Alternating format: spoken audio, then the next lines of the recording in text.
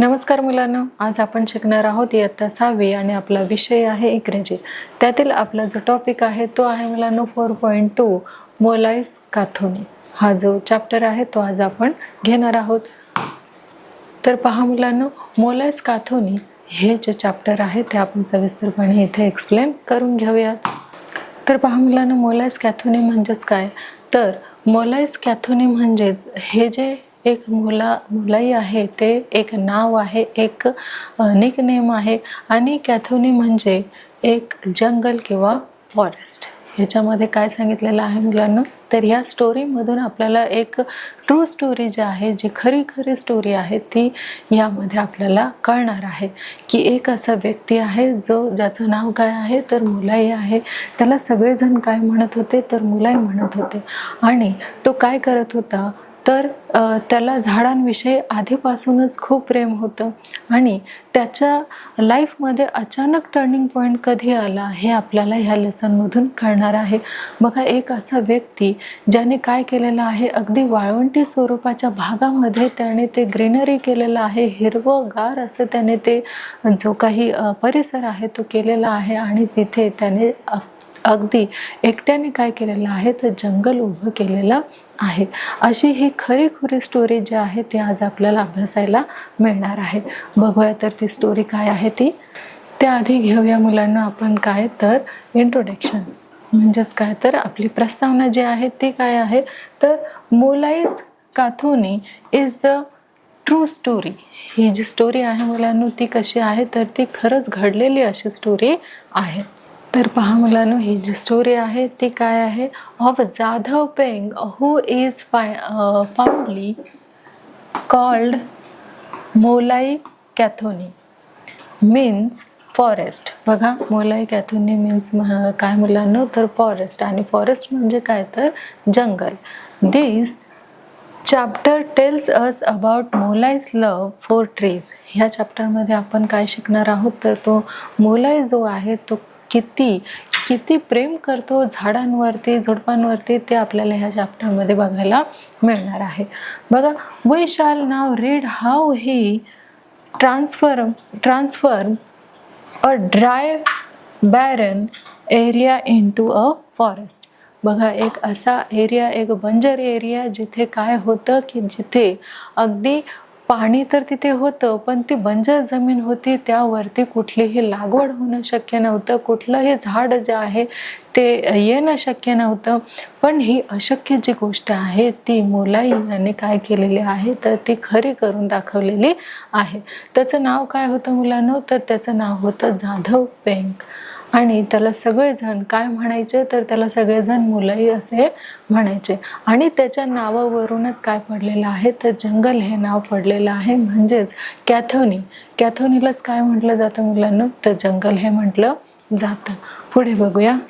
तर पहा मुलांनो, पुढे काय आहे? The Brahmaputra river has many sandbars near the Majuli island and Assam.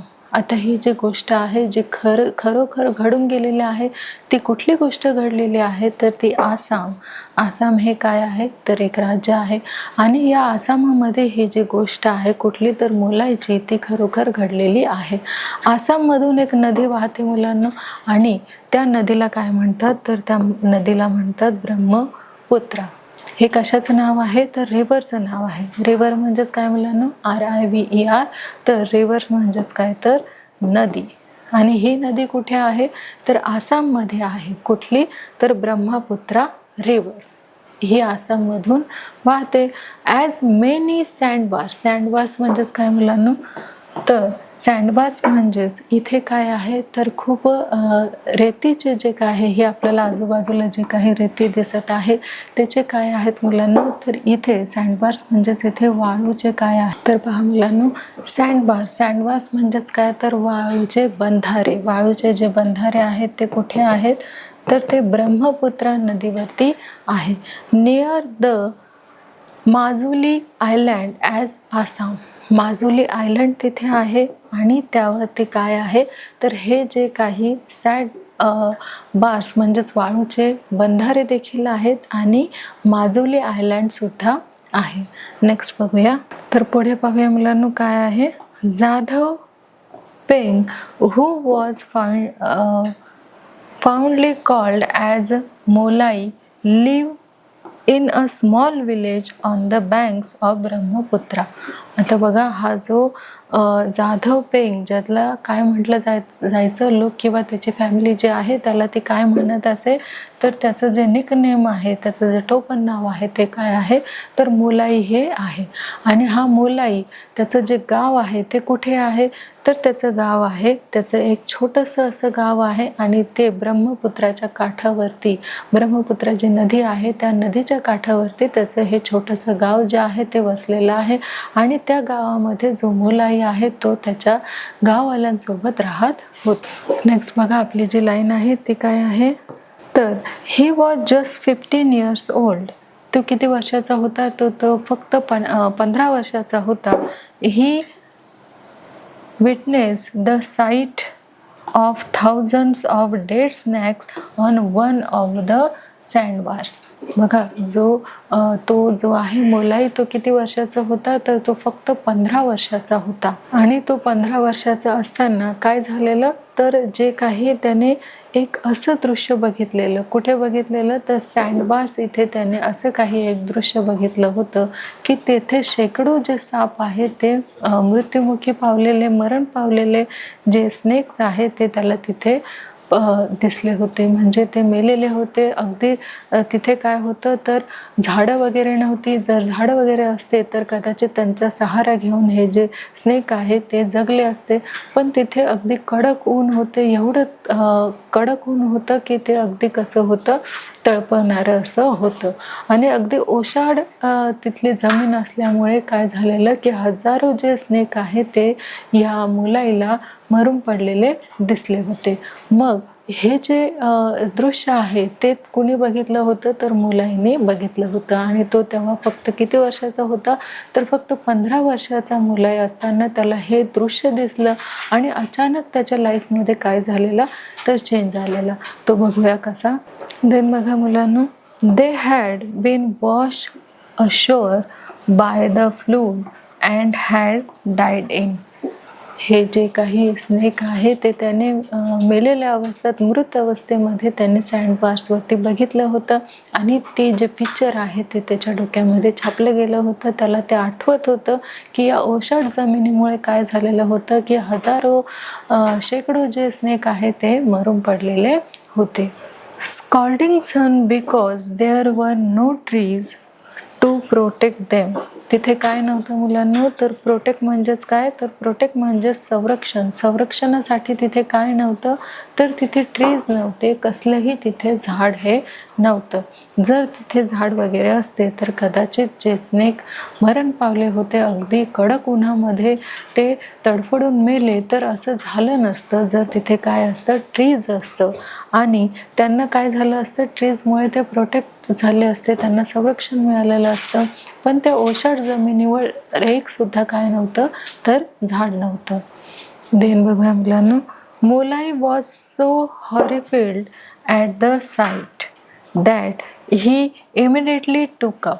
बघा त्या दृश्याचा त्याच्या मनावर एवढा परिणाम झाला आणि त्याने काय निश्चय केला की जी काही बंजर जमीन आपल्याला इथे दिसत आहे ती त्याने हिरवेगार करण्याचे ठरवले. आता ती बंजर जमिनीवर तो कसे रोपट्यांची लागवड करतो आणि कशी ती वाढतात ते आपण बघणार आहोत. देन बघा मुलांना, the mission to turn the sandy barren land into a green forest full of tree. आता जे काही वाळवंटी प्रदेश आहे तो त्याला कसा करायचा होता, अगदी ग्रीनरी करायचा होता, हिरवगार करायचं होतं. आणि हे त्याच्यासमोर आलेलं एक महत्त्वाचं असं चॅलेंज होतं.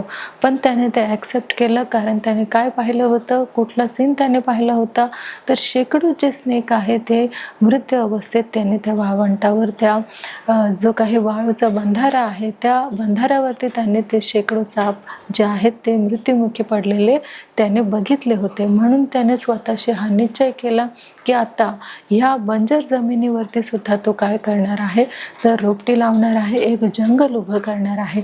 बघूया त्याने जंगल उभं कसं केलं ते. देन बघा मुलांनो, the forest department officials and some of the villagers were against of this idea.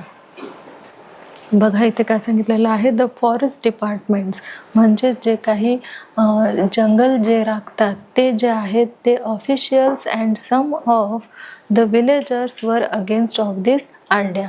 त्याच्या या आयडियाच्या विरोधी कोण होतं तर काही जे जंगली अधिकारी होते ते, आणि कोण होतं जे विलेजर्स होते म्हणजेच गावातले जे काही लोक होते ते त्याच्या आयडियाच्या कल्पनेच्या कसे होते, विरुद्ध होते. बघा तरी सुद्धा त्याने मनाशी हा निश्चय केलेला होता की कुणी कितीही माझ्या अगेन्स्ट जावं, मी काय करणार आहे तर मला जे काही काम, त्याला जे काही टर्निंग पॉईंट मिळाला होता त्याची लाईफ जगण्यासाठी तो काय करणार होता तर ते तो फुलफिल करणारच होता.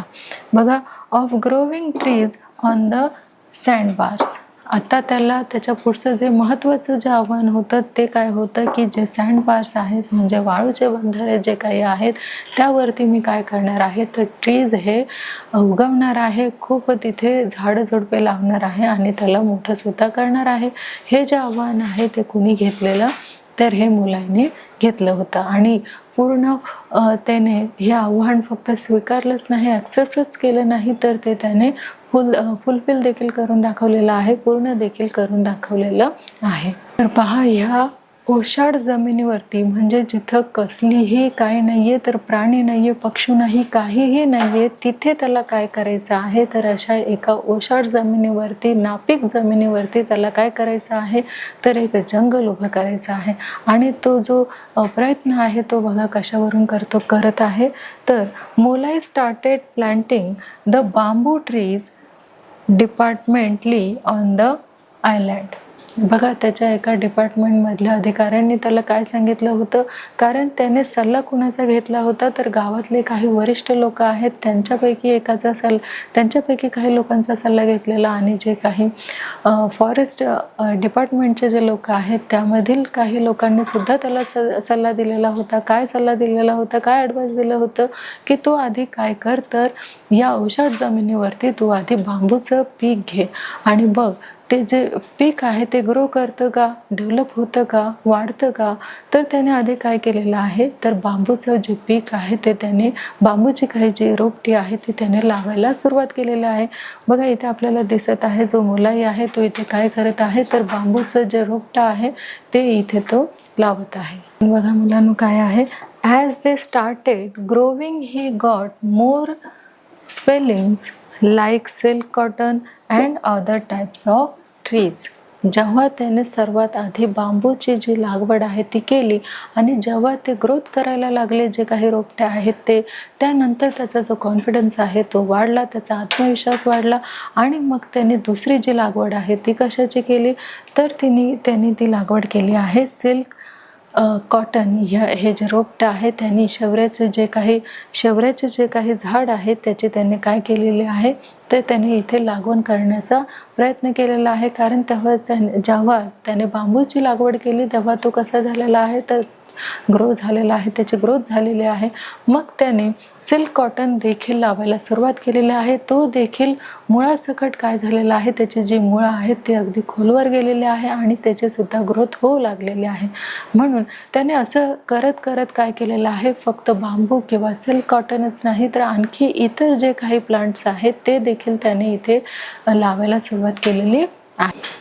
देन बघा मुलांनो, he took very good care of the saplings. आता त्याने जे काही आव्हान स्वीकारलं होतं, जे काही चॅलेंज त्याने ॲक्सेप्ट केलं होतं, त्या चॅलेंजला तो काय करत होता तर पूर्णतः त्याने त्या चॅलेंजला झोकून घेतलं होतं.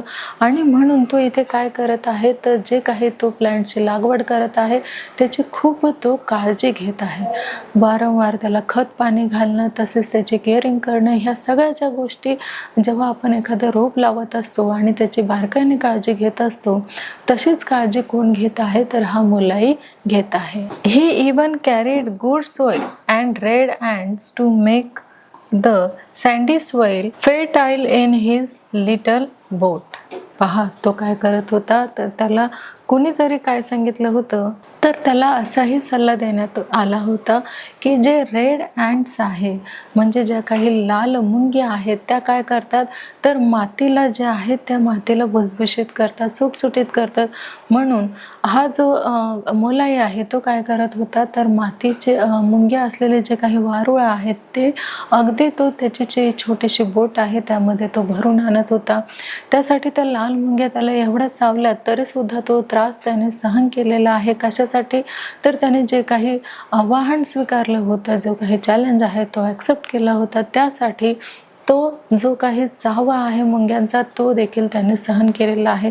तसंच तो त्याच्या बोटमधून काय आणत होता, तर सुपीक अशी काही माती घेऊन येत होता आणि तो कुठे मिक्स करत होता, तर या बंजर जमिनीमध्ये, नापीक जमिनीमध्ये तो मिक्स करत होता, जेणेकरून त्याने जी काही रोपे लावलेली आहे, जे काही तो पेरणार आहे ते काय होणार आहे, तर उगवेल या हेतूने तो काय करत होता, तर प्रत्येक रोपट्याची तो काळजी घेत होता. तसेच जमीन ही सुपीक कशी होईल आणि हिरवीगार कशी होईल याची तो काय करत होता, विशेष काळजी घेत होता. तर देन बघा मुलांना, and spread them near the plants. आपल्या बोटमधून जो आहे तो काय करायचा, तर काही माती घेऊन यायचा, जी पिकांसाठी कशी असायची, तर लाभदायक असायची. आणि मुंग्या ज्या आहेत, लाल मुंग्या आणल्यानंतर आणि त्या जर इथे पेरल्या, तर त्याला सुद्धा ज्या मुंग्या आणल्या आणि त्या देखील आजूबाजूला स्प्रेड करणं म्हणजेच काय, तर टाकणं. म्हणजेच मुंग्यांचे जे काही वारुळ आहेत किंवा सुपीक जी जमीन आहे तो आपल्या लहानशा बोटीमधून घेऊन येत होता आणि तो या बंजारा जमीनमध्ये किंवा नापीक जमीनमध्ये तो टाकत होता, जेणेकरून त्याने जे काही संकल्प केलेला तो पूर्ण कसा होणार याकडे तो बारकाईने लक्ष देत होता. त्याने काय केलेलं, he work hard all alone for years. त्याने एकट्यानेच काय केलं होतं, तर हे जे वर्क आहे अगदी हार्डली त्याने केलेलं होतं, अगदी खूप कठीण परिश्रम तो घेत होता, कारण त्याला संपूर्ण हे जे वाळूमय जमीन आहे, जी नापीक जमीन आहे, ती त्याला कशी करायची होती, तर ती त्याला सुपीक करायची होती. म्हणून त्यासाठी तो खूप हार्डवर्क करत होता, खूप परिश्रम घेत होता. तर पहा मुलांनो, नेक्स्ट काय आहे, the trees also responded very well by growing vigorously. म्हणजेच काय, तर त्याने काय केलेलं आहे की ज्या काही ट्रीज तो रोप वगैरे लावत होता त्या ग्रोथ होत होत्या, वाढत होत्या आणि हे बघून त्याला काय होत होतं, तर खूप हॅपी तो होत होता. आणि मग तो अशाच प्रकारे काय करत गेला की आणखी आपल्याला ह्या जमिनीवरती काय करायचं आहे, तर संपूर्ण हिरवगार करायचं आहे. म्हणून तो आणखी प्रयत्न करत गेला आणि संपूर्ण ही जी नापीक जमीन आहे ती सुपीक करण्याचा त्याने इथे काय केलेलं आहे, जणू काही विडाच उचललेला आहे. देन बघा मुलांनो, with trees came birds, insects and animals like deer, apes, rhinos, tiger and even elephants. बघा, जेव्हा त्याने ती जी नापीक जमीन आहे ती सुपीक बनवण्यासाठी त्याने खूप काय केलेलं आहे, तर इथे परिश्रम घेतलेले आहे. आणि आपल्याला दिसत आहे ही जी जमीन आहे जी कधी काळी नापीक होती, आता त्या जमिनीवर काय आलेलं आहे, तर छान सुंदर असे झाडं आलेले आहेत, गवत आलेले आहे, फुलं वगैरे आलेले आहेत. आणि मग आता हळूहळू जसं ते जंगल बनत गेलं, जंगल झालेलं आहे. आणि आता तिथे कोण आलेलं आहे, तर अनेक वेगवेगळ्या प्रकारचे तिथे प्राणी आलेले आहेत, पक्षी आलेले आहेत, किंवा हे आपल्याला इथे दिसत आहे माकडं आलेले आहेत, पक्षी आहेत, प्राणी आहे, हत्ती वगैरे जे काही आपल्याला इथे कीटक आहेत ते सगळे ह्या जंगलामध्ये दिसत आहे. बघा, त्याच्या एका मेहनतीमुळे, त्याच्या एका संकल्पामुळे त्याने काय केलेलं आहे, तर प्राण्यांसाठी त्याने अगदी सुंदर असं घर बनवलेलं आहे, जंगल बनवलेलं आहे. मुलांनो, काय आहे, people in that area name the forest Molai's Kathoni, Molai's forest. बघा, आता हे जे काही आपल्याला हिरवगार असं जंगल दिसत आहे ते फक्त एका माणसाने उभं केलेलं आहे. आणि ही जी स्टोरी आहे ती अगदी ट्रू आहे. खरीखुरी अशी ही स्टोरी आहे. आसाममध्ये एक गाव होतं जे ब्रह्मपुत्र नदीच्या काठावरती वसलेलं होतं आणि त्या गावामध्ये हा जो मोलाई आहे तो त्याच्या फॅमिलीसोबत राहत होता. आणि जेव्हा त्याने मेलेले स्नेक बघितले, साप बघितले, तेव्हा त्याने ठरवलं की हे जे आयलँड आहे किंवा जे काही वाळूचे बंधारे वगैरे आहेत त्यावर मी काय करणार आहे, तर तिथे मी हिरवगार असं जंगल उभं करणार आहे. आणि ते त्याने केलं देखील. बघा, आपल्याला इथे दिसत आहे की मोठमोठे झाडे आपल्याला इथे दिसत आहे, तसेच काही गवत वगैरे दिसत आहे. आणि हे जंगल जेव्हा त्याने उभं केलं तेव्हा हळूहळू तिथे पक्षी, कीटक, प्राणी हे सगळे येऊन आता राहायला लागलेले आहेत. बघा, people in that area name the forest Molai's Kathoni. आता लोक ह्या जंगलाला काय म्हणू लागले, तर हे जंगल कुणाचे आहे, तर मोलाई कॅथोनी म्हणजेच काय, तर मोलाईस फॉरेस्ट. म्हणजेच हे आता कुणाचं जंगल आहे, तर मोलाईचं जंगल आहे. या नावाने हे मोलाई जंगल, मोलाई फॉरेस्ट किंवा मोलाई कॅथोनी म्हणून प्रसिद्ध झालेलं आहे. आणि ही जी गोष्ट आहे ती खरोखर घडून गेलेली आहे आसाममधील एका गावामध्ये. Today, it covers an area of nearly 1500 acres. आता ही जी जमीन आहे, हे जे जंगल आहे ते किती एकर्सवरती आहे, तर 1500 एकर्सवरती हे संपूर्ण जंगल वसलेलं आहे. बघा, हे सगळं कुणी तर एका माणसाने हळूहळू डेव्हलप करता करता त्याने हे 1500 एकर्सपर्यंत जे जंगल आहे, फॉरेस्ट आहे, ते त्याने डेव्हलप केलेलं आहे. देन बघा मुलांनो, the elephant visits in the forest show that the whole forest is in very good health. बघा, कुठल्याही जंगलामध्ये जर हत्ती हे आले, त्यांच्या समूहासह जर हत्ती हे येत असतील, तर तेव्हा असं समजलं जायचं की ज्या ठिकाणी, ज्या जंगलामध्ये हत्ती गेले आणि तिथे काही काळ त्यांनी वास्तव्य केलं, तर असं समजायचं की हे जे जंगल आहे आता कसं आहे, तर गुड आहे. गुड हेल्दी म्हणजे ते कसं आहे, तर खूपच चांगली त्याची अवस्था आहे, खूप सुंदर असं ते काय आहे, तर जंगल आहे. असं कशावरून ठरतं, तर हत्तीचे जे काही झुंड आहे ते येऊन जर तिथे राहिले, विसावले, तरच ते जंगल कसं आहे, तर गुड हेल्थ, चांगल्या परिस्थितीचं आहे असं समजलं जायचं.